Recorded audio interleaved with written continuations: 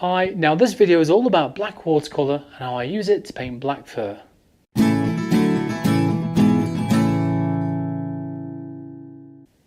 So what I'm going to do, I'll show you some different examples of some of the paintings I've done when I've been painting black fur and the way I tend to put all the detail together and everything behind the scenes. Now here are 3 paintings when I've painted black watercolour, so fur in black watercolour.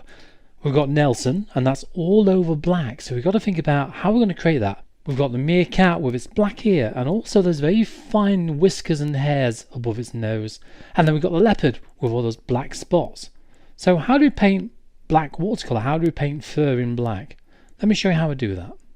We're going to go for, let's go for this one. This is the ivory black. Okay. Now if I get a little bit of that and my small mixing palette, okay, you know, a little bit of that in there first of all, and we're going to go for a very weak version of this. I'll put it to that side so you can see what I'm doing. I'm being left-handed. So a little bit more water in there. I'll tell you what, let's go for some more. There you go, that's very weak. So when you paint this colour and it's nice and weak, you find it goes on a lovely kind of warmish black or very light grey, and obviously you can go even lighter than that as well. So if you want to go lighter, you just add a bit of water at the end and just give it a tickle so it blends to the white of the paper. Okay, so you can do that way around. Then you've got a slightly thicker, a little bit more black in the paint. There we go. So a little bit thicker paint, and I tend to work on well, 4 different consistencies really. And the consistencies I work on are watery, milky, creamy, and also thick. Alright, so this is more, that's a watery, this is more of a milky consistency. So if I go for a bit more of a creamy version now, if I just put that there a minute, there you go, that's better. So the creamy version really is a bit more.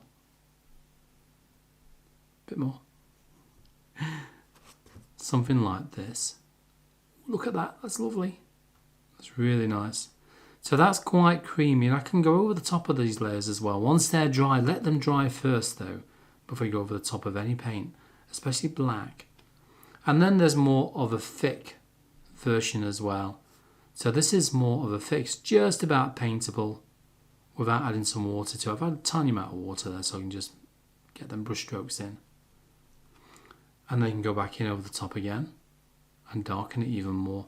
Now watercolour normally dries much lighter than you see on the paper when you first put it on when it's wet. So once it's nice and bone dry, then as I mentioned, you can put another coat over the top. Now if I try the same idea with lamp black, I'll quickly speed this one up for you so you don't have to go through it all again. And you see the difference within the colours.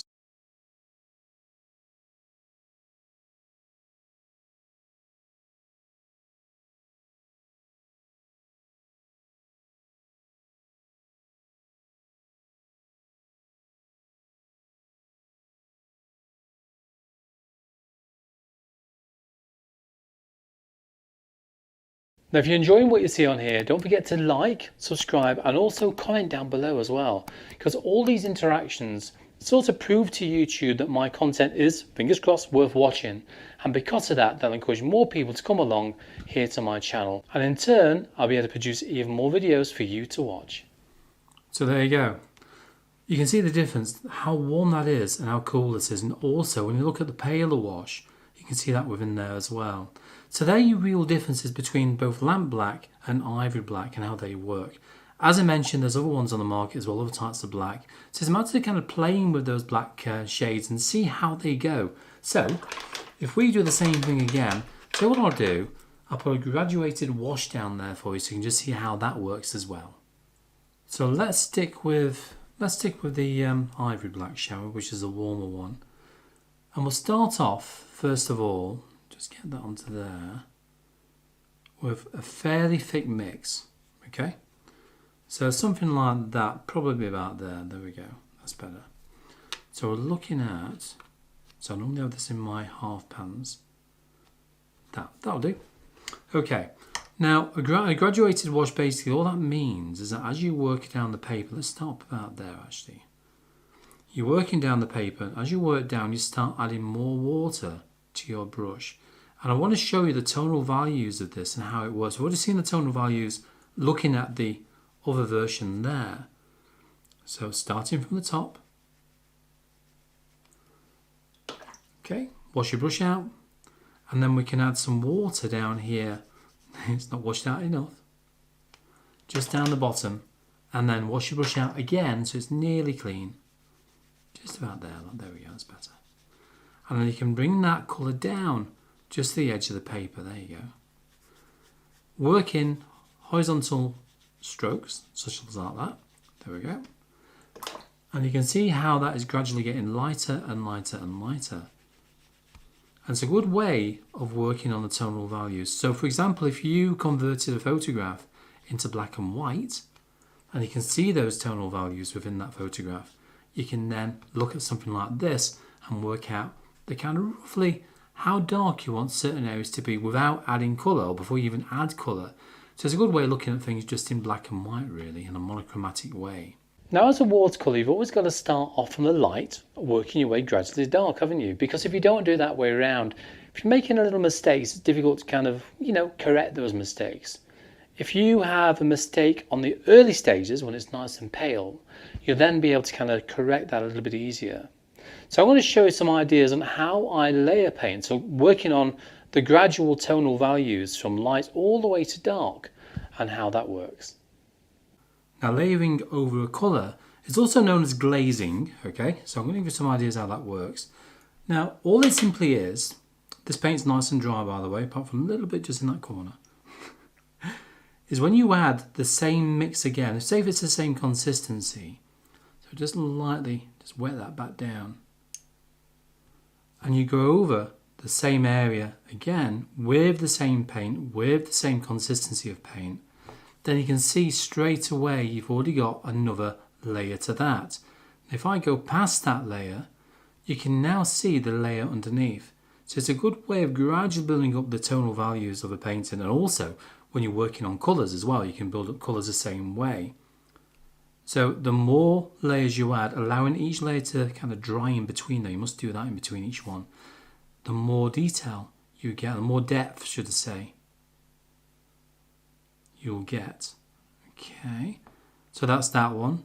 Go over the same with that one. Every time you go over the layers, you can see, just go in there, look, there you go, something like that, the difference it makes to the depth of colour. So you really need to have those light layers showing through in places. See, that way it can look more detailed and more realistic. Plus also, don't forget, you can use the lifting off technique as well. Take off some of that detail, some of that darker layer, to show some of those lighter layers underneath. So play with the colours, and remember to test it out on some scrap watercolour paper first, before you start on the main painting. So always start off pale, as you will do traditionally with watercolour, and gradually work towards a darker mix, as you can see here. Okay, so it's a little bit about layering or glazing over the paint and see what you can do. So when that's dry again, as I said, we can then go over the top with another layer, just like that, and keep doing that every single time until we get darker and darker and darker. And that's how a lot of botanical artists tend to work with their paintings as well. Now with all black paint, they can be very, kind of flat to look at, can't they? So I like to add a colour to the black paint. So let me give you some ideas on what I do to kind of enrich that colour a little bit more. Now, as I mentioned, one thing I like to do, because black can look quite flat on its own, is to add a little bit of colour to the black paint, and that kind of warms it or cools it down. Yes, we've got the warmer version, yes, we've got the cooler version, but it's still quite flat in look. I'll show you some paintings in a bit on how that all works and the kind of ideas I've got with that. So, all I would normally do, if I get my little mixing palette again, there you go, quite a nifty one, that, isn't it? If I get, let's say, some alizarin crimson just to warm the colour up. Now I've used a similar colour to this. It's probably not the same, actually it might be the same. When I've been doing some of the wildlife paintings, a little bit black in there again. This is the ivory black, by the way, still. Now before you go back to your half pans or tubes or whatever you're doing, make sure that you give it a rinse out your brush, that is, in between doing so. Now very often you find behind the scenes, I'll get a little bit more, that you can see a lot of colour within the fur. So if you're painting, say for example, a black cat, you find if you really kind of pinch into that reference photograph, you can see that black colour in there. So say for example, this is the alizarin crimson and the ivory black. Look at the difference with that. Look how that looks compared to the other colours. That's lovely and warm, isn't it? So if I get a little bit more black from my half pan there, and add that in, there you go, just there. And we'll do the same again. Now this has got more black than red. Before it's probably about 50-50. And that's still a lovely warm colour. And I would use this for animals such as anything with like a reddy browny feel behind the scenes, so to speak. So when you look past that fur and you pinch into that reference photograph, you can very often see the colours in there. Sometimes you find the red behind the scenes. Sometimes, however, you find blue. And they tend to be more, let's get a little bit of phthalo blue. We'll add that to the lamp black. So let's try too much phthalo blue to begin with, okay? So something like that there. So we'll add that to the black. And what we're going to do, we're going to add this first of all. That's very blue black, isn't it? Now I would very often see this colour behind the scenes where the light is catching the animal's head. Say for example the top of the head or the side of a nose or the side of a muzzle or even the back of the ear. And very often as well you see this sort of colour where on the reference photograph the animal kind of recedes or the ear goes further back in the background. Whereas the most prominent features, which are closer to the camera, tend to be the nose or the eyes. So this is where you would use blue to kind of show the colour kind of going backwards, to show the form going backwards. This is all the foundation wash, all the kind of behind the scenes colours. So if I add a little bit more lamp black into that, let's just do that. So this is more lamp black than blue. So we'll add that into the mix. Something like that there, look. Now you can see that's a much warmer, or cooler black should I say in this case, cooler black rather than a lamp black just on its own. If I thin that down, you can now see the cool feel to that, but actually the change of colour and how that looks compared to this. So that's why I would add colour to a black in question, because when you add colour to black, it will kind of take away that deadness of the black, that flat look of it, and add that little bit more vibrancy to that colour. Now painting black fur, I tend to do that by starting off with a very basic wash of colour and gradually build up the layers like that as we go along, well sort of like that anyway, and I'm going to show you how I do that just with a quick demonstration. Now one thing I do a lot is paint fur or feathers in black, I know. Now black, you can get black cats, black dogs, black mice, black rats, all sorts of black animals, can't you, out there? So how do I do that? How do I work on black fur? What do I do? I'm going to give you some ideas on how I kind of create the black fur working in layers, okay? So we'll start off first of all by wetting one little area like this. I do one block, that's probably the answer, isn't it? So we're going to wet an area, something like that, that'll do. Something like that. Yay. Probably a little bit more. Usually when you hold your head to one side, you can see the kind of shine on the paper where you've wetted it. Now within that wet area, I'm going to drop in a little bit of burnt umber, like that, so that loose hair off. And I don't know, depends on the photograph obviously. Remember to pinch into that reference photograph, and the more that you look into the photo, the more you see detail wise, you know, the actual colours behind the scenes. So this is going to be a little bit of burnt sienna in there, just in places. And as I mentioned before, sometimes you find some slightly cooler areas. So let's go for the phthalo blue or indigo or cerulean blue, whatever you want to look at really. And that kind of mix it in to kind of cool the area down. So this will act as our basic foundation wash. But when you add the foundation wash on, you've then got to think about the curves, the shapes that you can see under there. And these all sort of show through the detail we put over the top. So you can add a little bit of burnt umber back in there again, just whilst it's nice and wet. You can add just a touch, only a touch, of lamp black in there as well. Mix that in with the burnt umber. Okay, so it's darken that colour down. Remember, as I said, these colours obviously dry much lighter than you can see on the paper now. And just lightly bring that along there, back in with a little bit of sienna. Let's go a bit warmer again, just around there. Okay. Now I want this to dry, so I'm going to give it a blast from a distance with a hairdryer, and then I'll show you how to add some detail for fur, in this case, over the top. Now with all fur, you find that it's not always looks as if it's been combed, because you don't look like the animals just come back from the hairdressers. But you don't want that happening. So what you got to think about with that is look at the length of the lines, look at the thickness of the lines, and also how dark is that line? Is it black? It might not be, you know. Let me get some more ideas on how that goes. Right, that's just about dry there now. You can add the detail on while it's still damp as well, and by doing so you get nice kind of blended effects with some of the fur. So let's start off with the alizarin crimson mix, and if you remember, that's the one with the ivory black. Okay, now when you add detail in there, first you want to do is load the brush, roll it as you pull away, and then tap it on some kitchen roll, just once or twice like that. Just take off any residual paint before you go to the painting. Now I always like to make sure I can get some kind of reference marks in first of all. Now these reference marks will kind of depict the direction the fur will be going or growing, depends on which way you look at it. So you've got to think about it that way around. So we'll get some reference marks in first of all, and these will kind of guide me then when I start working all the finer details and trying to work on all the cross-hatching and the layering which we've got to put on. So get those reference marks in straight away before you do anything else, after getting that background wash on. Sometimes I put them on beforehand as well, but that's another subject altogether. So when you start adding detail, start off with a loose wash. So this is more of a milky kind of mix at the moment, as you can see there, so it's not very thick. Load it, roll it, pull away, give it a tap as I said on some kitchen roll, and then go to your painting. Now using 2 hairs of air, literally, just barely touching that paper, start to overlap your lines, as I'm doing here, look. So you're not trying to keep the lines too parallel with one another like this. You don't want to do them like that. What you're basically doing is sort of cross-hatching like this, okay? So that's how we're kind of working it with elongated crosses most of the time as you're adding this detail on. But you can see by keeping that brush tip fine and sharp, you can start to build up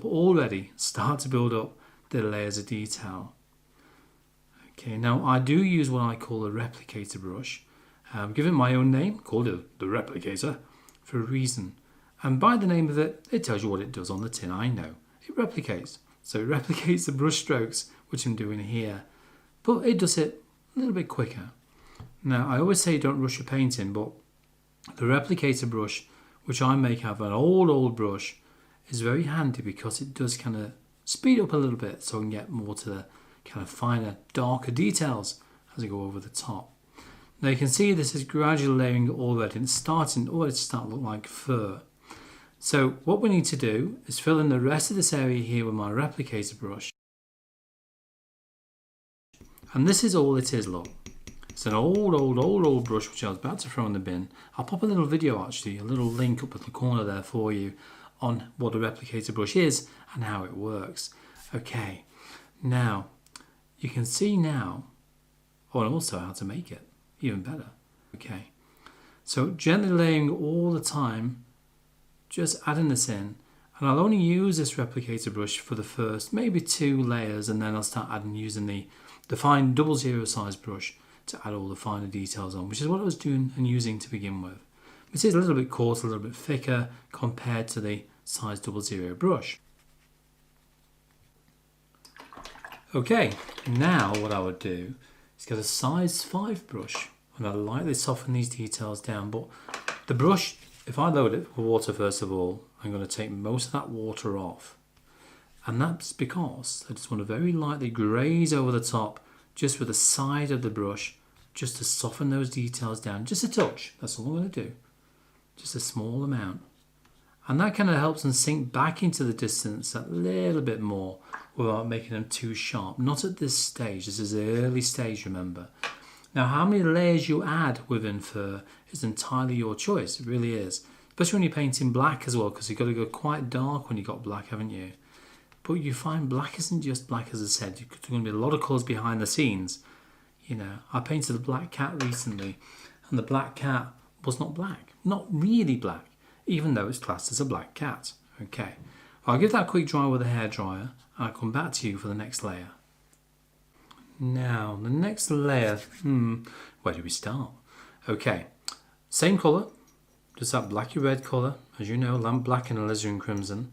That's all it simply is. And I'm going to do the same thing again.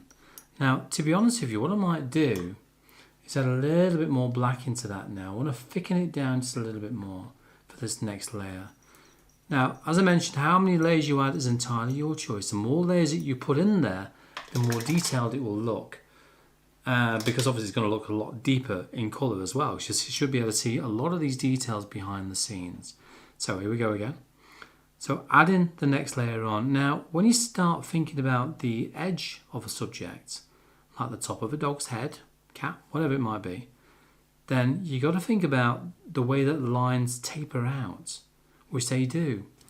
So I'm going to make sure that the lines here, get that tap out to this time, come out that way around. So I'm going to pull out these lines, so lift out, okay? And by doing it this way around, you're tapering that line. So you're going to start from the inside and pull off as you come away. And all that simply does, I'll just show you on the card here, look, on the test card, that's better than that. When you start a line, I'll just over exaggerate it a little bit. It starts off with a bit of a dot, and then as you lift off, you get a nice tapered edge. If I do it quickly, you see what I mean? So you can see the thicker parts and the thinner parts. You don't want these thicker starting points being on the outside of the animal. Make sure that you work from the inside out as you start to pull off those little tapered lines. Okay, a bit difficult for me unless I turn my body around and being a left-handed person. I'm trying to show you while I'm videoing, I know. So taper those lines out right over the very edge as you do so. Something like that. There you go. And then once you've got those on, then you can start filling everything in whichever way you prefer to do it. Overlapping those lines, looking at the direction the brush stroke's going again, and this time I'm just going to work on my size 00 brush and start adding these lines in. Same procedure, overlapping, elongated crosses. Okay, I'll see you when I've just got probably half of this done. Now remember, we've got the blue side, which is a cooler side. So imagine this side being, as I said, the top of a head or the side of an ear.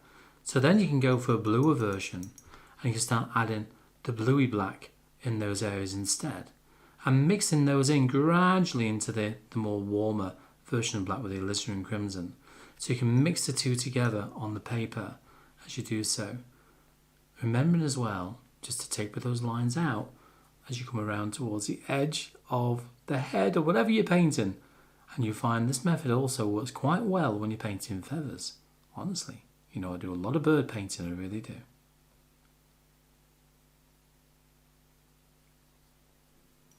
I'll tell you what I'll do, I'll pop a little card up there for you, just into the corner, on how to paint fine lines, okay? So if you click on that, don't worry, it'll all be stacked up ready for when you want to watch that. After you watch this video, of course. Okay, so how I paint fine lines. And there you go.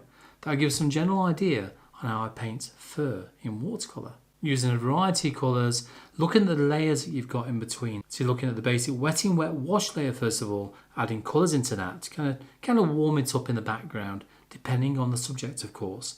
Then obviously the initial detail, looking at the direction you've got to add in first of all. So then little reference marks, remember, in the fur direction, the way that the fur grows. And then we start working with the layers on the top. Now one thing I always do with black fur is add white paint. Now black fur is really good for making the highlights stand out, it really is. So I'm going to add a little bit of white paint to that because the black fur is so dark with all the different colours in there, remember, we can actually add a little bit of light over the top. Now you could lift some paint off, so you can use a lifting off technique if you wanted to. But if I go for some very creamy watercolour white paint, I'll add that in now. So a bit of water, there you go, a little bit of water in there. And then we can start to think about getting some highlights over the top. So if I just load this up to a creamy consistency first, very creamy. Oh, that's a lot of paint. Load it, roll it, pull away, give it a tap, and then we can start thinking about where some of these highlights might be. Now, using the same procedure as before, overlap those lines by using elongated, well, crosses really, as you do so. And this can be the really highlighted areas on the top, as again, top of the head, or even on, obviously, the wings of a bird, as daft as it sounds. You know, you can also use the same method on the bird as well. Now, the thicker the white, the brighter the line. The thinner the white, the duller the line. So if I just put a little bit there, overlapping these lines as I go, just to show a bit of a highlighted area. There you go, into the blue. Something like that. There we go. And then once it's dry, then we can add a little bit of colour over the top.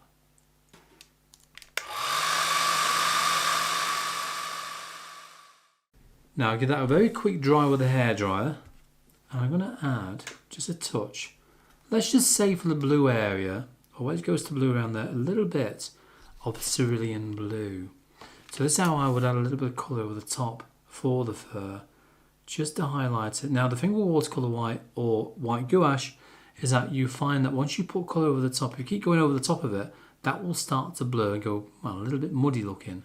So do it in one very light fell swoop, okay? One light pass of paint is all you need. That's all you need, you really do. So let's go for a little bit of burnt umber, and we can do the same with burnt umber. If you want to add any more, then you will just wait up until it's nice and dry, bone dry, and then you can go do the same again by adding white over the top of that area again. Just don't kill all that lovely detail underneath. So I'll give you some ideas how to use white paint over the top of black fur. Oh, I'll tell you what I'll do. I'll put a little link in the corner of the screen there for you on different videos I've made on using watercolour white. Now, one of the paintings I did recently is one of a leopard with all the black spots. Again, they're not just, well, you know, black. So I tend to add a colour to it. So I'll just show you parts of the video on how I kind of created those black spots and the way that I layered the fur as well. Now, grab yourself a cup of coffee, sit back, relax, and over the next few minutes I'll give you some ideas on how I painted black fur in watercolour for this lovely looking leopard. Now, the first thing I like to do is make sure the paper's wet enough. And you can see this just by lifting and lowering the paper and just catching that shine. But you don't want it running down the paper like a waterfall, okay? So just make sure it soaks in that little bit first. So using the same technique we used for the demonstration I gave you earlier on, we'll add the colour on first of all. Remember we did that right at the beginning of working on the fur. I'm going to skip in places. I'm going to skip little gaps here and there at the same time, okay? So I don't want to put it all in the same place. As you can see, all them washes in the background have been varied slightly. Some are darker, some are lighter. Then I'm going to go around all the black spots, all the black areas from our black watercolour to make sure that they're going to stand out enough. So this is just done for a little bit of burnt umber and lamp black, more to a weak state, so like more of a milky consistency. Now don't forget as well that the full version of this leopard video tutorial is available on my website. Now remember that flicking up the technique I've shown you before. We do that as well, both on the nose and around the eye here. And just keep thinking about the length of those lines. Are they short? Are they long? Are we going to overlap them like I've shown you before using them elongated crosses? Are they darker in one place compared to others? Considering the direction of the brush strokes, so the direction that the fur grows, but also considering not just that, the thickness of the lines, the length of the lines, the darkness of the lines. However, we know we're going to start off with a lighter colour first. It's more of a browny black, isn't it? And then we're going to gradually get darker as we go along for this now darker layer. Just starting to go on this ear, and we're going to start picking out some of those darker sections now.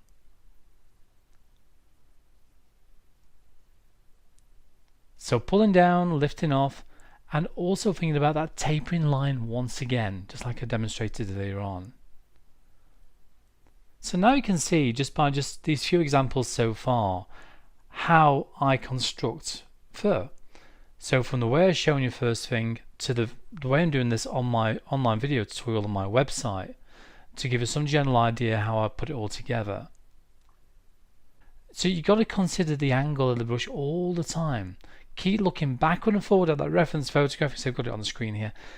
The more you do that, the more that you see. So keep looking backward and forward. My eyes are going backward and forward every few seconds. Now when you're working on the spots, pick them out one by one. Look at the length of the lines again, look at the direction they're going to go in. Don't go too dark too quick because we want some of that additional colour we've got on there to show through.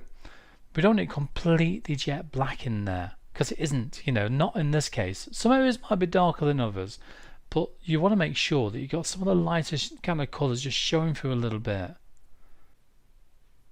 So here I'm just gradually building up the depth of colour again for these black areas. Adding the dark on there, and this is going to dry that little bit lighter as per usual, and I can just simply go back over the top again with another layer of the same colour.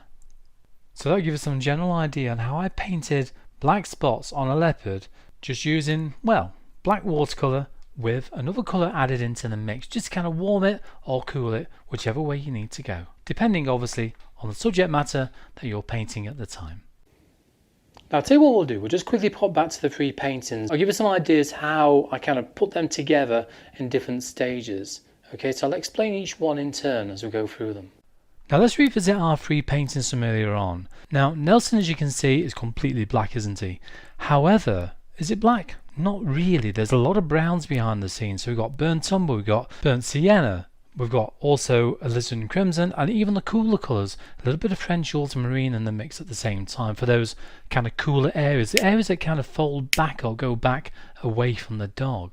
And on the top of that, you can see that I've added a few little highlights here and there as well around the edge of the eye, and also just below the nose, just where the mouth is, where the little white hairs come away. So that's using watercolour white, which now you know how to use. Now when we look at the meerkat, you can see I mentioned about the ear. Inside the ear we've got a mixture of alizarin crimson and burnt umber with an addition of burnt sienna and lamp black. But added to that, or should I say take away from that, I've used a damp clean brush and very carefully lift off a little bit of paint here and there to create extra texture just visible within that ear. And then there's those very fine whiskers, isn't there, just above the nose. Now that was done using the same technique I've just shown you, how to start from the inside of the subject and gently lift out as you pull away using a kind of barely loaded brush. Now the leopard itself, working on those dark spots, what I actually did with that, I started off with a paler version of that dark colour, just like I did in the demonstration here when we're doing all them fine lines in the dark lines. But I started off quite pale, and that's a pale version of burnt sienna, burnt umber and lamp black, again working with black watercolour, and then gradually thickening the mix as we go along. So allow each layer to dry before you go in with a darker, thicker version of that same colour. But then over the top of that we can add a little bit of watercolour white as well in places, just to kind of bring them together and branch it all together to complete all these lovely little spots. Now if you found this tutorial helpful and I was giving you any tips for painting black fur yourself, please let me know down in the comments below, okay? So any ideas you've got that you want to put in there, I'd love to hear from you. Oh, and also don't forget to click on the link down below in the description to my website, because on there underneath the free membership you've got 3 main big tutorials, video tutorials for you on how to paint different things, and also a downloadable PDF document which you can do online or offline, whichever way you want to do it.